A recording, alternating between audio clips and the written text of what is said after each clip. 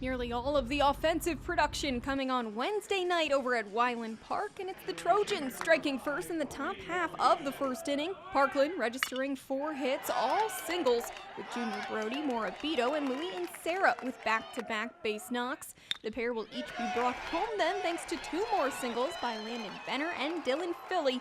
Benner, the most successful at the plate for the Red and Gray, going 3 of 4 with an RBI, and Sarah leading his squad with 2 ribbies.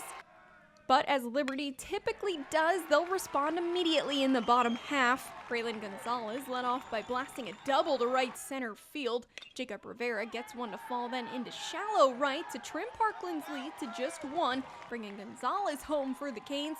A wild pitch will then knot the score at 2 heading into the second.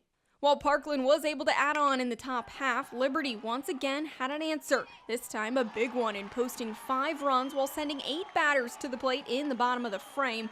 Senior Dayton Aguiar crushes one just past the diving arms of the center fielder to pick up the 3-bagger. He'll later score on a wild pitch as Liberty takes the 4-3 advantage. That'll happen then with this shot from Rivera, the senior outfielder, finding the gap between left and center for the 1-run Canes lead. Noah Gouch Quirk would also find his way to third in this frame, lacing one over the head of the Trojans' right fielder this time. The stand-up triple good for 2 more runs as the Canes held a 7-3 advantage through 2. That, though, when things got a little dicey for Mother Nature after a 1-2-3 inning by J.J. Cruz in the top of the 3rd, the game would be called due to thunderstorms. And so after a 21-hour and 56-minute delay, we'd pick things up in the bottom of the 3rd on Thursday. While Liberty's offense was on full display Wednesday evening, the defense was its bright spot the following night. Mike Mariana Jr. really only got into some trouble in the 6th inning after a walking 2 and another hit by pitch will load the bases. But check out this catch by Rivera in right.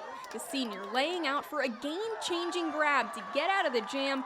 The Trojans were able to get one across in the 7th, but the final out comes via the strikeout. That sealing a 3rd straight District 11 crown for the Canes, winning Thursday night by way of the 7-4 final. It feels great. There's not many teams that have done this, and especially to do it 3 straight years. 3 straight years, it feels great. I mean, these guys have been here for, especially like Riv, Bray, they've been here for 3 years. So they've done it for 3 years, and they're passing it down to us. And hopefully next year we can keep this continuing. Since I'm a junior, I'll be back next year. It's been an all-around team effort for this Liberty squad. Good pitching, making plays defensively, and all around some hot bats makes a recipe for success. Now this team just hopes it can continue those winning ways well into the state tournament. I'm proud of all of it. I mean, we had great plate appearances, and you know, for us to score 6 runs down 3 in the semifinals, I said that was the turning point.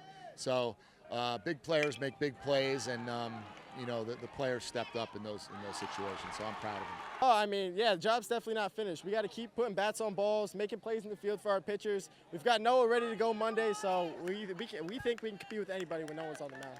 On the scene at DeSales, I'm Cassie Schmidt for the SC Network.